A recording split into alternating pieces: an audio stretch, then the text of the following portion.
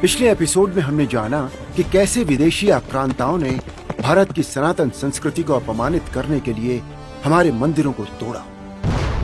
इसी क्रम में 15वीं सदी में बाबर के सेनापति मीर बाकी ने तो राम जन्मभूमि मंदिर का विध्वंस किया था, लेकिन कुछ सदियों बाद तुष्टीकरण प्रेमी और सनातन विरोधी इकोसिस्टम ने एक नया षड्यंत्र रचा।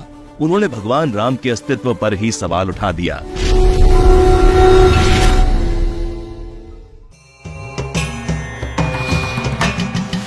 राम मंदिर निर्माण के खिलाफ बुद्धिजीवियों की ऐसी टोली उतारी गई जिन्होंने श्री राम के अस्तित्व को मानने से इनकार कर दिया, ताकि यह माहौल बनाया जाए कि जब भगवान श्री राम थे ही नहीं तो जन्मभूमि मंदिर का सवाल ही नहीं उठता। देश के तथाकथित बुद्धिजीवियों ने फैलाया भ्रम। भारत में रहने वाले कुछ वैचारिक आक्रांताओं ने एक एजेंडा सेट करने के लिए राम विरोधी माहौल बनाया। इनमें कुछ स्वघोषित इतिहासकार भी शामिल थे। इस राम विरोधी मानसिकता को जनता पर थोपने के लिए किसी ने किताबों का सहारा लिया तो किसी ने खुले मंच का। उनकी किसी एंशंट इंडिया की किताब में आप रामचंद्र जी को हिस्टोरिकल कैरेक्टर देखा है आपने? उसमें कहीं लिखा है कि रामायण स्टोरी जो है वो सही हुई, या रामचंद्र जी कोई रूलर थे अयोध्या के? अयोध्या कैसे शहर हो सकता है प्री हिस्ट्री में? शहर कैसे होगा प्री हिस्ट्री में? Competition from other sects. One of the ways of getting around it is to take a popular hero and say he's actually ours. He's an incarnation of our deity, and deify the hero into being something much bigger than what he was originally intended to be.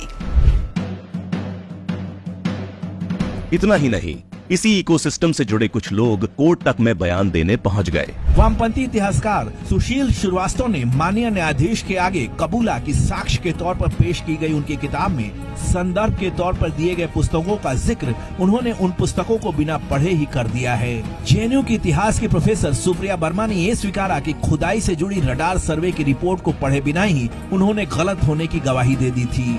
AMU की professor Jaya Menon ने तो ये मान लिया था कि वो खुदाई स्थल पर गई ही नहीं थी, लेकिन गवाही ये दे दी थी कि मंदिर के खंभे बाद में वहाँ रखे गए थे। राजनीति के लिए श्री राम के अस्तित्व पर उठाए सवाल।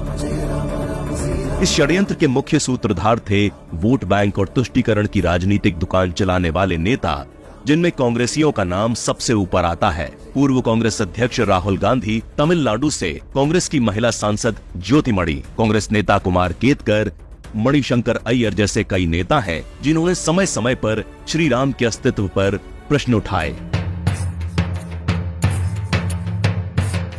इतना ही नहीं, साल 2007 में तो कांग्रेस के नेतृत्व वाली यूपीए सरकार ने सागरमाला प्रोजेक्ट मामले में एक हलफनामा दायर कर वाल्मीकि रामायण और श्री रामचरितमानस में दर्शाए गए पात्रों और घटनाओं को काल्पनिक बताया था।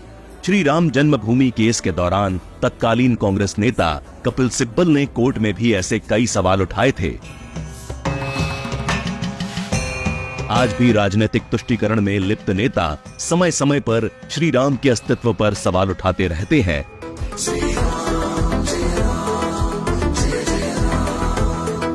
आने वाले एपिसोड में हम जानेंगे कि कैसे इन षड्यंत्रों से आगे बढ़कर साक्ष्य मिटाए गए, ताकि जो भारत अपने आराध्य की जन्मभूमि के अपने अधिकार के लिए संघर्ष कर रहा है वो कामयाब न होने पाए। षड्यंत्रों को सामने लाने का ये कार्य जारी रहेगा।